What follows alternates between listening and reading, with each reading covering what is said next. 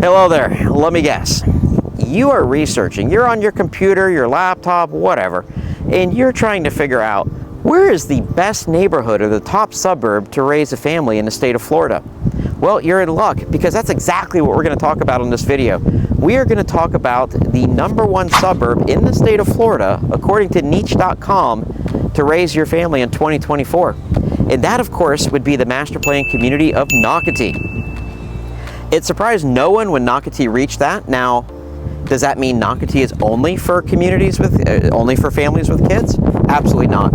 Out of the 50 some odd communities in the larger master plan community of Nocatee, 3 of the 50 actually cater to the 55 plus, meaning active adult demographic, and they have some other stuff too.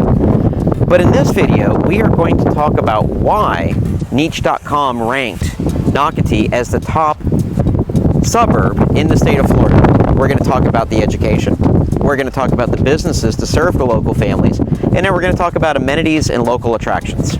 So we've already discussed that niche.com ranked Nocatee the #1 suburb to raise a family in the state of Florida. But do you want to know what the other 4 were? In order. #1 was Nocatee, #2 was Westchase, #3 was Keystone, #4 is Palm Valley, and #5 is Fruit Cove. And do you know what I find interesting about that? 3 of the top 5 are actually in the Jacksonville metro area.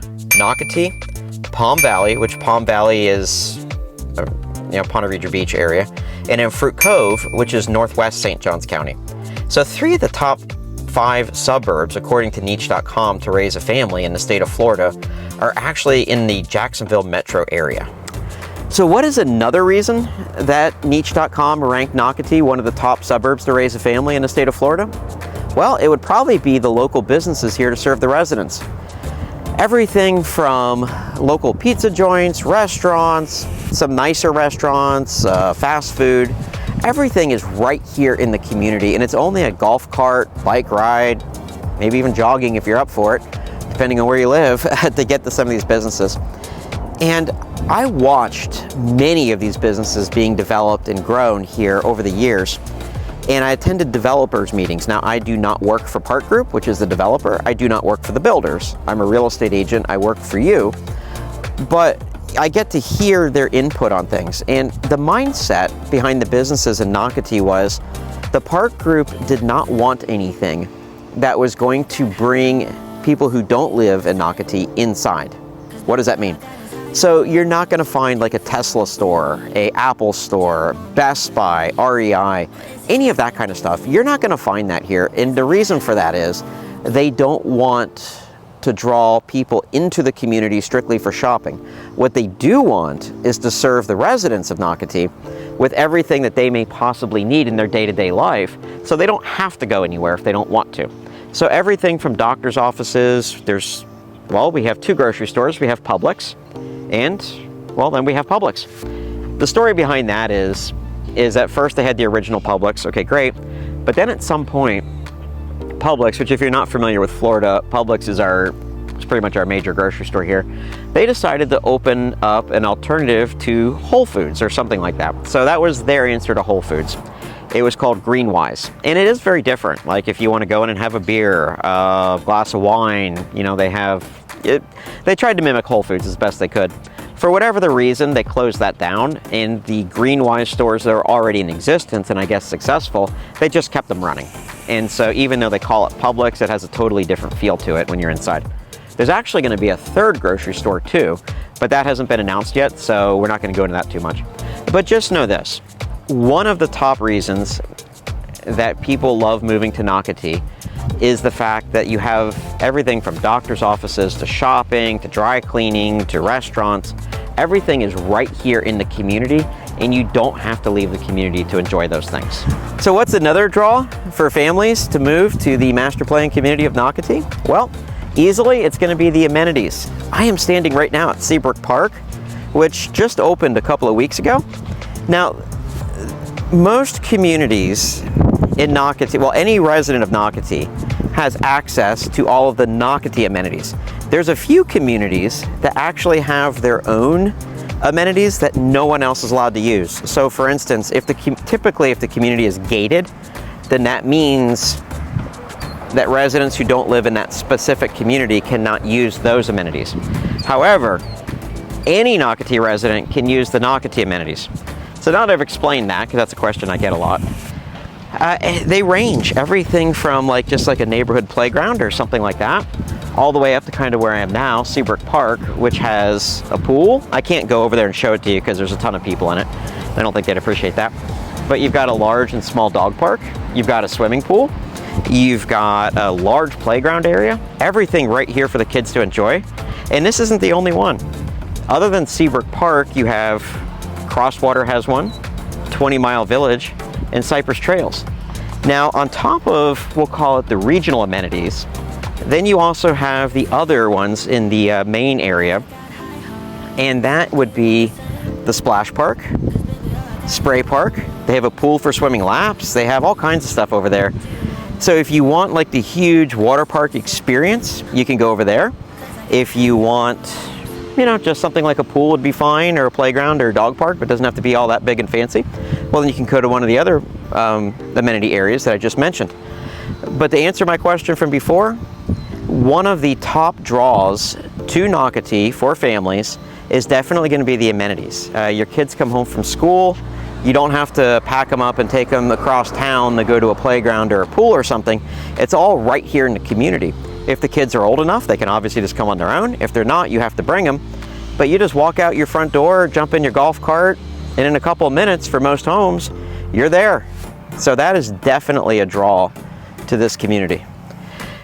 So what is the number one concern that most families with school-age children have when they're moving anywhere? Well, it's obviously going to be their young scholars' education. And in Nocatee, now, before we go into the education in Nocatee, I do want to point something out that many people don't know. The northwest section of the greater master plan community of Nocatee is actually in Duval County, which is the city of Jacksonville. So everything that I am going to say about schooling does not apply to residents in those communities. Is there anything wrong with those communities? Absolutely not. But I can't make every video about everything. And so that's why I'm going to point out that those neighborhoods are in a completely different school district, and the residents in those communities actually have to leave Nocatee to take their children to school. Okay, now for the rest of the residents who are all living in St. Johns County, you have Palm Valley Academy, Valley Ridge Academy, and Pine Island Academies.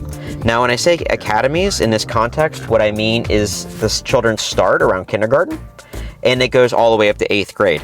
Once they're finished with 8th grade, then currently all the students who are zoned for Nocatee would go to Allen D. Neese High School, which is located just outside of Nocatee and only a short drive away. In addition to its general education curriculum, a few things I'd like to point out about Neese High School, as we call it, is they have academies in engineering, communications, and hospitality and tourism management. They also can offer their students a glimpse into military life with their Naval ROTC program. And you may or may not know this, but college football star and philanthropist Tim Tebow actually played football for Neese High School before going on and starting his career at the University of Florida.